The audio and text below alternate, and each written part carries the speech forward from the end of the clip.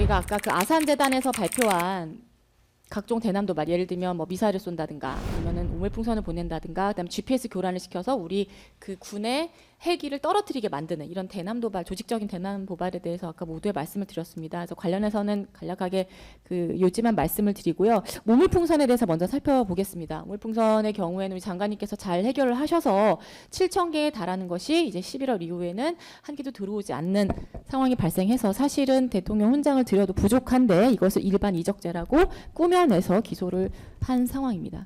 우물풍선은 국민의 안전과 국가안보를 동시에 위협하는 공격 행위에 해당하므로 비군사적 외형을 가장했으나 명백한 정전 협정 위반에 해당합니다. 안에는 각종 잔물과 파편이 들어 있고요. 물론 무엇보다 이로 인해서 우리 군 그리고 행정부와 국민 사이를 갈라치기 하는 용도로 그러니까 심리전으로 많이 활용이 됐습니다. 원래는 원칙적으로는 우물풍선이 날아오게 되면은 화생방 훈련이 잘 되어 있는 인원이 들어가서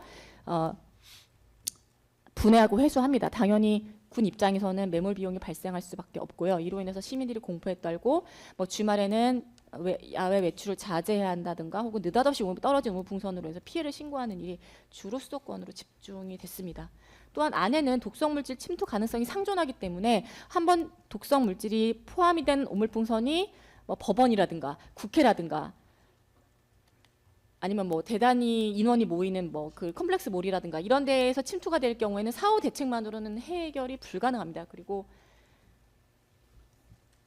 이것은 군사적 의도, 그러니까 신종 침투 수단이 이제 정상적으로 작동을 하는지는 한번 알아보기 위해서 보내는 사회 실험이자 우리 군에 대한 당연한 그러니까 그 해서는 안 되는 도발 행위 에 해당합니다. 다른 나라의 경우에는 엄격한 자위권 행사 요건으로 보고 있습니다. 예를 들면은 일본의 다카이치 총리의 경우에는 대만 해협을 봉쇄할 경우는 일본의 존폐가 걸린 물인지이기 때문에 자위권을 발동하겠다고 경고를 하거나 트럼프 대통령의 경우에는 검의 통제에 해당하는 그러니까 로컬의 문제라고 봤던 펜타닐을 아예 대량 살상 무기인 WMD로 격상을 시켜서 군이 투입을 해서 해결할 수 있는 그런 위험 물질로 격상을 시켰고 실제로 그 이후 2주 뒤에 펜타닐을 대량으로 밀반입하는 그 베네수엘라 독재자를 체포한 적이 있습니다. 다른 나라는 이렇게 그 자국민의 안보, 그 자국민의 그 보건과 안전, 생명 안전 그리고 국가 안보를 위해서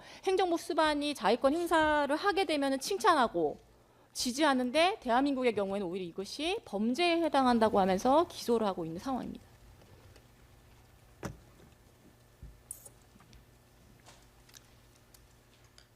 당시 좌우 진영을 불문하고 빨리 해결해 달라고 이제 읍소를 하는 상황이었습니다. 전 세계 국방력 6위의 그 국방력 강국인 대한민국이 뭐 과연 힘을 통한 평화가 맞느냐?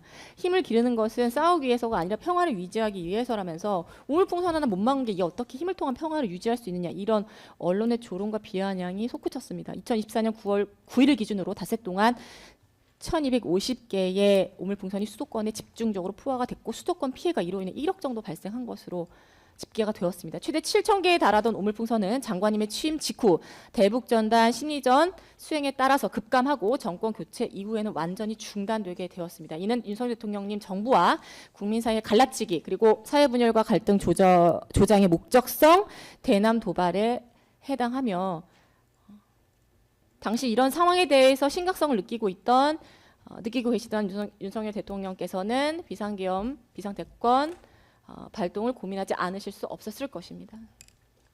106호증 YTN 2014년 9월 23일자 기사입니다. 지금 재판장님께서 계신 이 서울중앙지방법원에서 걸어서 5분 정도 되는 대법원 동문 잔디밭에 북한 우물풍선으로 추정되는 낙하물이 떨어져서 난리가 난 적이 있었습니다. 그리고 2024년 9월 9일 이제 그 당시 통일부에서 이 우물풍선 관련해서 기사들을 쭉 모아서 발표한 자료가 있어서 제가 107호증으로 제출했는데요. 요지만 말씀을 드리면 56페이지입니다. 거기 보시면 지금 뭐 경향, 동아, 한국, 서울신문, 매일경제, 머니투데이, 조선 이렇게 좌우의 어떤 진영 논리와 관계없이 빨리 이것 좀 해결해 달라고 읍소를 하고 있는 상황이고요. 오른쪽 페이지는 북한 밤낮 없이 우물풍선 도발하여 닷새 동안 1250개 띄었고 이로 인해 수도권 재산 피해 1억이라는 부분이 나와 있습니다. 관련해서 저희가 56호 중에 1부터 4까지를 말씀을 드렸고요. 이것이 이제 장관님 취임하시기 이전 상황입니다. 이전 상황이어서 이것에 대해서 이제 지속적으로 해결을 해달라는 요청이 있었던 상황이라는 점을 말씀을 드립니다. 56호 중에 1 보셨고요. 여기 지금 59페이지 같은 경우는 이제 상반기 북한 대남 도발 평가 중에서도 특별히 오물풍선에 관한 건데 지금 30일 사이에 100개 가까이, 100개가 훨씬 넘은 걸 보입니다. 500개 정도 되는 오물풍선이 집중적으로 수도권에 포화되어 있다는 것이 상반기에만 그렇습니다. 상반기에만 그렇다는 것이 집계가 된 상황입니다.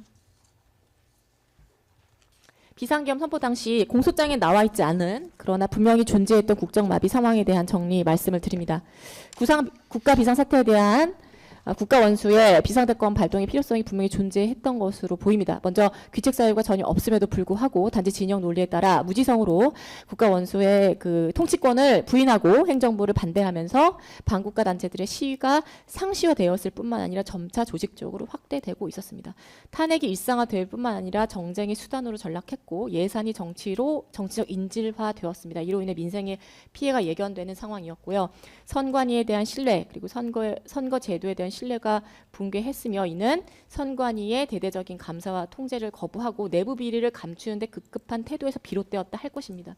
또한 북한의 시도 때도 없는 대남 도발로 인해 사회 혼란이 지극히 초래가 되었기 때문에 이 8가지의 상황만 본다 하더라도 국가 비상사태에 대한 대통령의 비상계엄 선포는 지극히 다 타당하다고 할 수 있고 그렇지 않다 하더라도 그에 대한 판단은 국민주권 원리에 따라서 국민들이 선거날에 결정한 것이 타당하지 검찰이 이것을 기소의 영역으로 끌고 들어와서 사법심사의 영역에 해당한다고 하는 것은 타당하지 않다는 말씀드립니다.